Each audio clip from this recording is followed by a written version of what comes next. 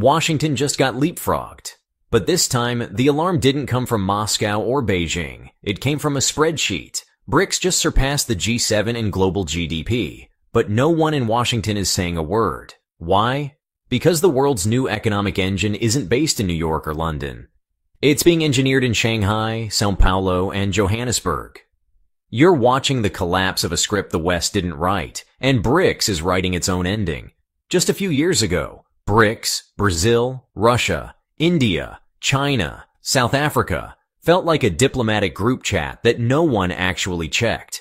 Economic differences, political tensions, zero alignment on currency or infrastructure. Analysts laughed it off. Washington barely noticed. Fast forward to 2025, and this bloc is absorbing new members like it's collecting infinity stones. Saudi Arabia, Iran, Egypt, Ethiopia, the UAE. The BRICS alliance now represents 33.6% of global GDP and purchasing power parity, overtaking the G7's 29.9%, according to the IMF's 2024 World Economic Outlook. This isn't a gradual trend, it's a displacement in real time. Since 2020, BRICS Plus has added $7.8 trillion in economic output, while G7 economies have stagnated, weighed down by sluggish growth and rising debt-to-GDP ratios averaging over 120% per Bloomberg Economics. The real pivot came with the 2023 expansion, when Saudi Arabia, Egypt, Iran, and the UAE joined, transforming BRICS from a loose diplomatic group into a geopolitical platform, with oil, grain, ports, and shipping under one roof. According to Goldman Sachs' Jim O'Neill, who coined the term BRIC in 2001, the bloc's current pace could push it to control over 45% of global output in PPP terms by 2030. But BRICS isn't just growing, it's organizing rapidly and on terms that bypass the dollar, the IMF, and the old economic order.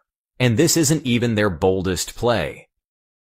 Measured strictly by PPP-adjusted GDP, BRICS has already crossed the threshold. But when you examine resource leverage and trade dominance, the shift becomes even more pronounced. According to data from the United Nations Conference on Trade and Development, BRICS now accounts for 42.7% of global commodity exports, including 51% of oil, 71% of rare earths, and more than 40% of global food staples. In energy markets alone, BRICS Plus members exported $2.3 trillion in fossil fuels in 2024, compared to $1.6 trillion by the G7, per International Energy Agency reports. Meanwhile, Western economies remain tethered to aging infrastructure and rising interest payments. $1.1 trillion in debt service costs for the U.S. alone, according to the Congressional Budget Office. The BRICS bloc is capitalizing on that fragility by rewriting the trade script, faster, cheaper, and increasingly outside the dollar system. But their grain gambit might be their most disruptive card yet. In January 2025, Brazil and China completed the first grain shipment on the newly launched BRICS grain exchange, using a yuan-ruble clearing system that bypassed SWIFT entirely. The Wall Street Journal confirmed that over $1.4 billion in agricultural commodities were settled in non-dollar currencies in Q1 alone, as India and Russia followed with bilateral wheat and barley contracts.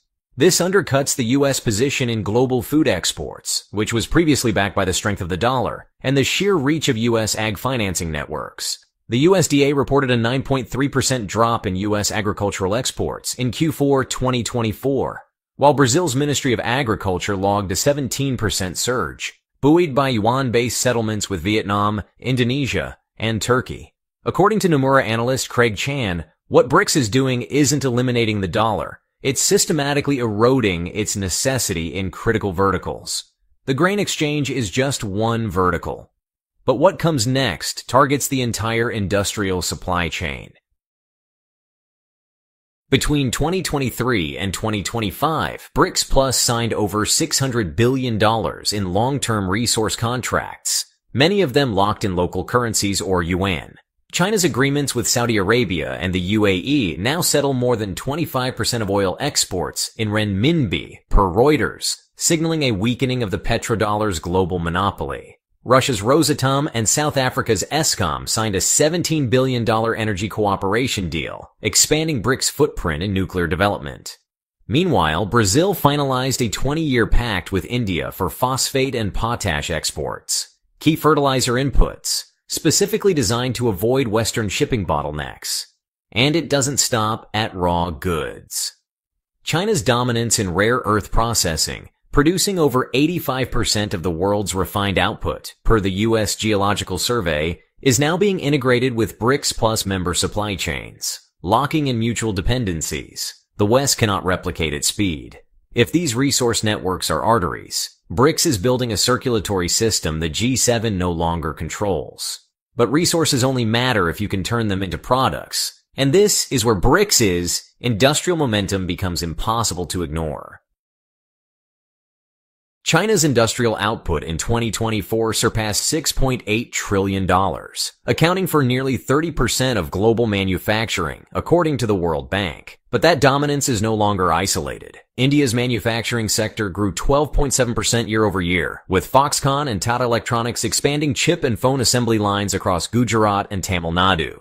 Brazil, backed by joint ventures with BYD and Huawei, ramped up electric bus and battery manufacturing, posting a 41% increase in green tech exports, per Bloomberg NEF.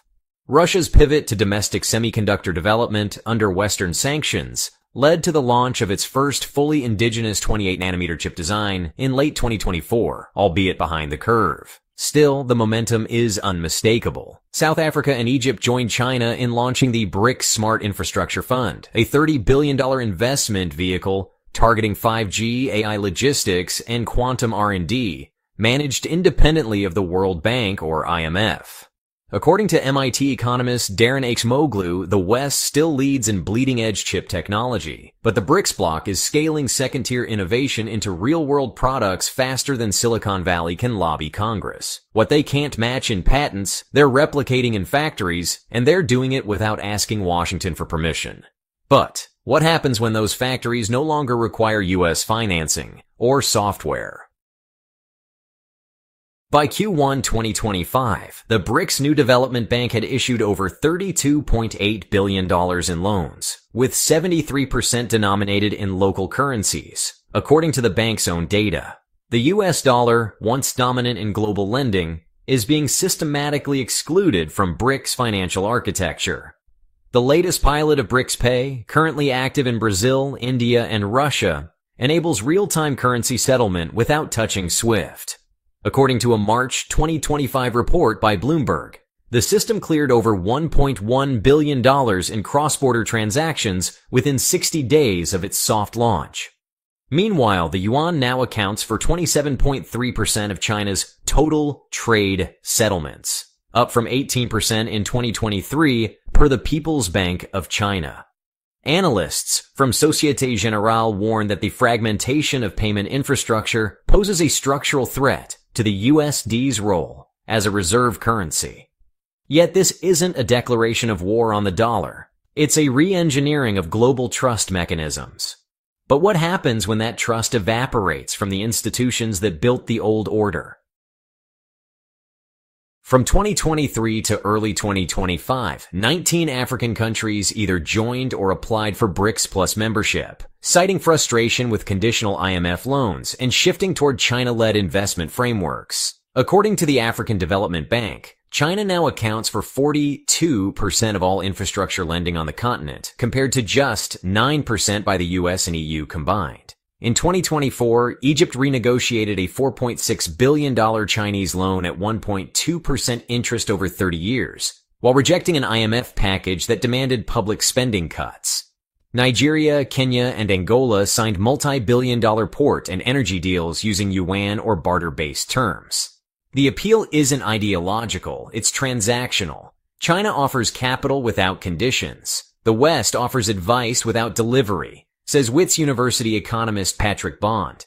Whether this model is sustainable remains debated, but the trend is clear.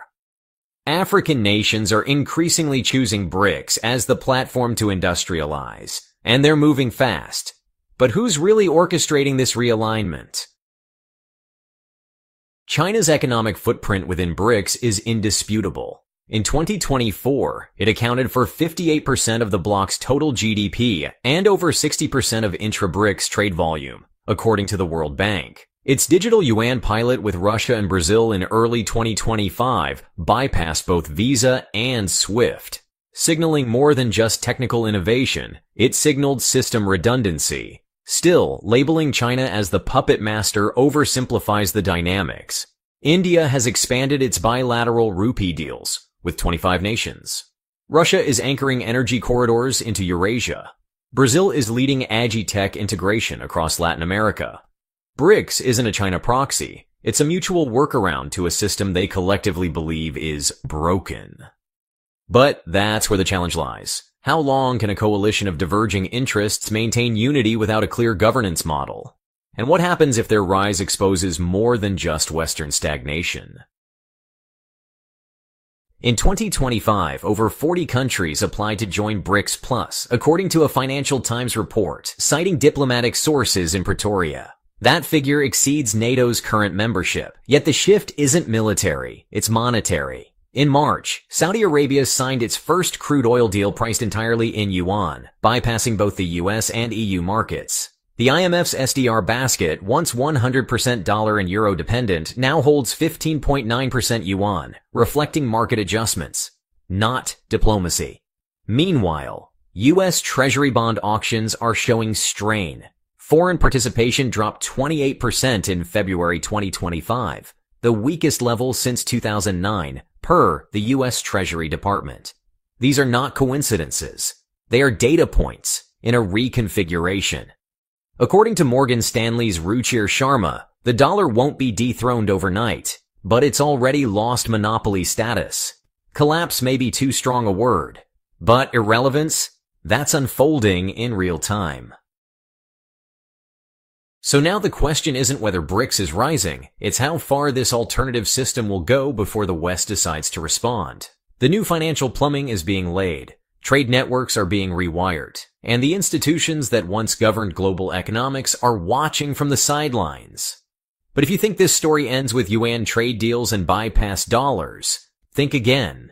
Because what BRICS is building next involves data sovereignty, undersea cables, and a new internet infrastructure that could redefine who controls the digital future.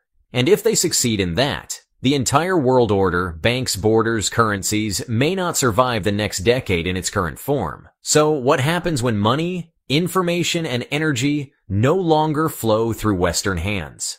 We're glad you're enjoying this video. Please like and subscribe. Check out another video that is now on your screen.